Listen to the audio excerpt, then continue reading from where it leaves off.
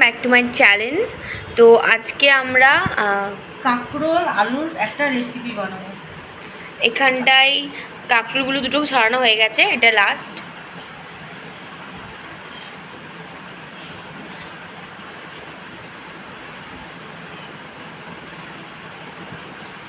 কাঁকরোল কাটা ছাড়িয়ে নিলাম, এবার কাঁকরোলটা আমি ঝিরি ঝিরি করে কাটবো।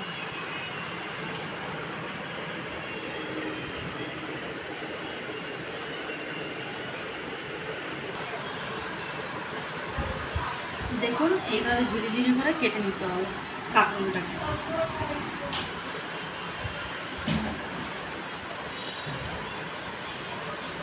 এইভাবে আমি সবকটা কাঁকরোল কেটে নেবো ঝিরি ঝিরি করে।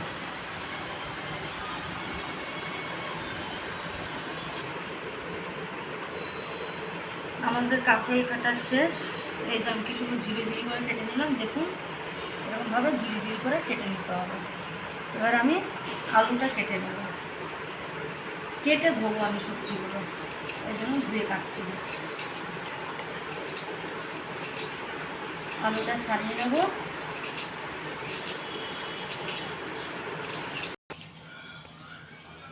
আলুটা ছাড়ানো হয়ে গেল, এবার আলুটাও আমি ঝিরি ঝিরি করে কেটে নেবো কাঁকরোলের মতো।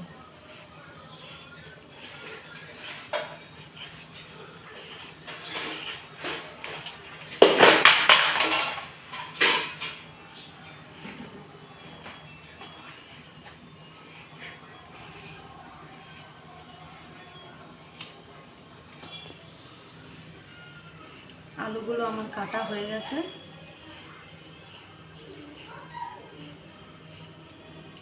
দেখুন আলুগুলো ঝিরি ঝিরি করে কেটে নিলাম।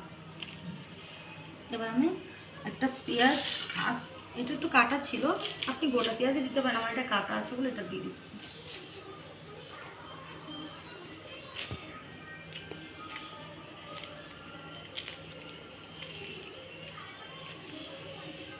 ধুয়ে নেবো পেঁয়াজটা।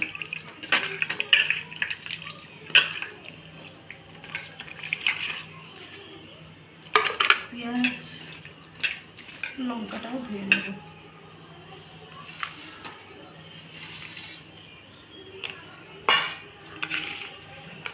এবার পেঁয়াজটাকে কুচিয়ে ফেলবো ঝিরি ঝিরি করে একদম।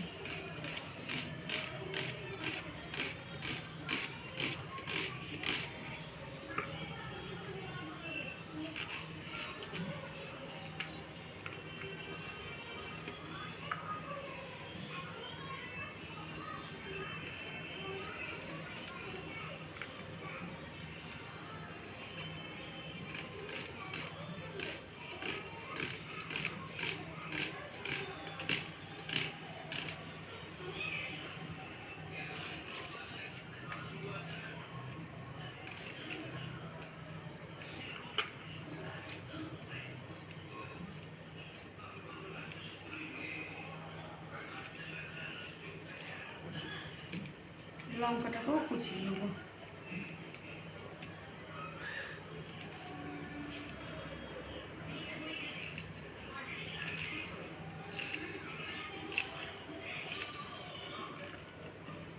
আমি দুটো লঙ্কাই দেবো।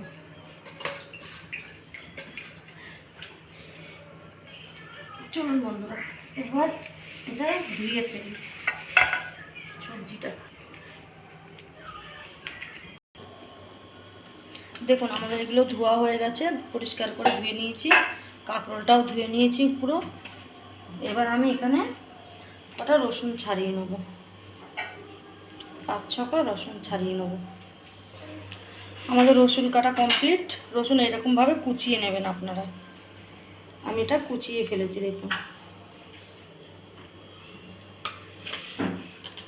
গ্যাসটা জেলে নেবো, তো উঠে যাবো। চলো গ্যাসটা জেলে নিলাম।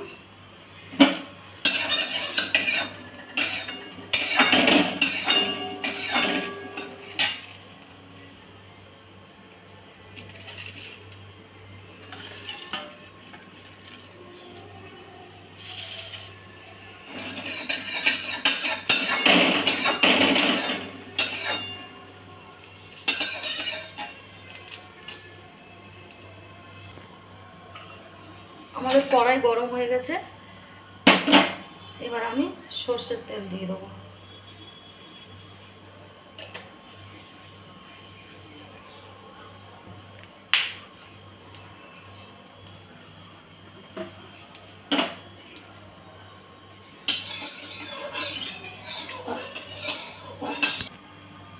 আমাদের তেল গরম হয়ে গেছে,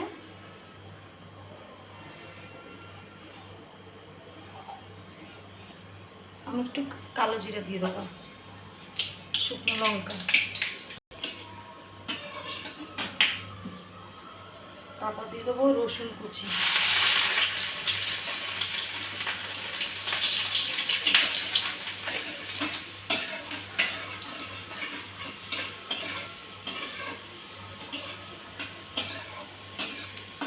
তারপরে দিয়ে দেবো পেঁয়াজ কুচি,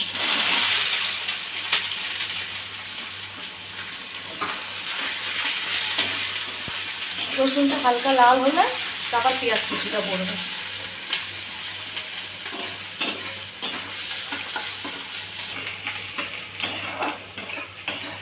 পেঁয়াজটা হালকা লাল হয়ে গেছে, বেশি ভাজবো না তাহলে ওর সাথে পুড়ে যাবে। হালকা লাল হয়ে গেছে, এবার দিয়ে দেবো একটুখানি কাঁচা লঙ্কা,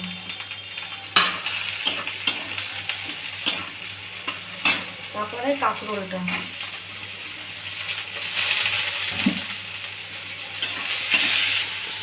কাঁকরোলটা একটু হালকা ভেজে নিলাম। এবার আলুটা ধোয়া আলুটা দিয়ে দেবো।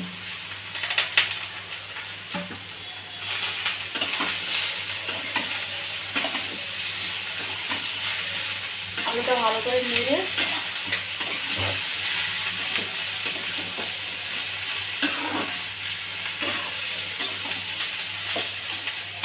একটু হলুদ দিয়ে দেবো।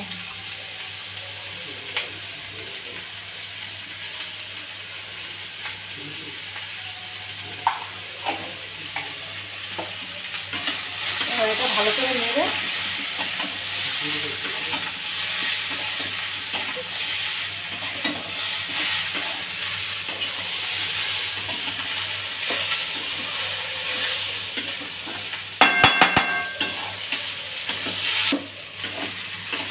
এটা ভালো করে নেড়ে চাপা দিয়ে দেবো, দিয়ে গ্যাসটা আমি হালকা একটু কমিয়ে দেবো।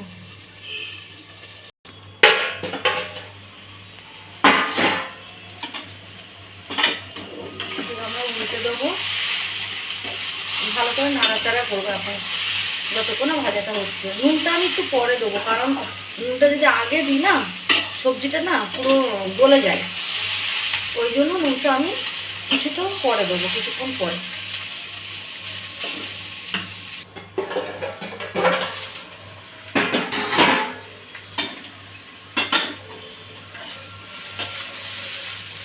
আমাদের ভাজাটা কিছুটা হয়ে গেছে, এবার আমি নুনটা দেবো। এই টাইমটা নুনটা দিলে কি হয়, সবজিগুলো গোটা গোটা থাকে, আর না হলে না পুরো সব কিছু সেদ্ধ পুরো একদম পাকিয়ে যায় নুনটা যদি আগে দেওয়া হয়। ওই জন্য আমি সব ভাজাতেই নুনটা পরেই দিই।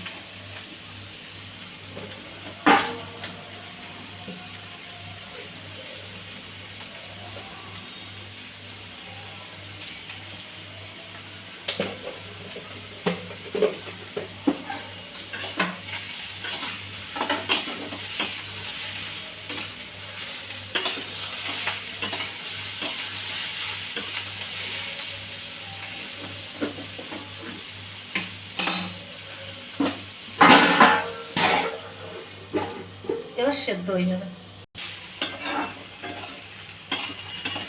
দেখুন বন্ধুরা, আমাদের ভাজাটা কমপ্লিট।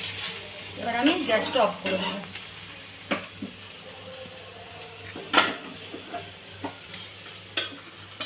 আমাদের ভাজি রেডি। খেয়ে দেখবেন, ভাত একটু বেশি ভাত খেতে পারবেন, খুব টেস্টি।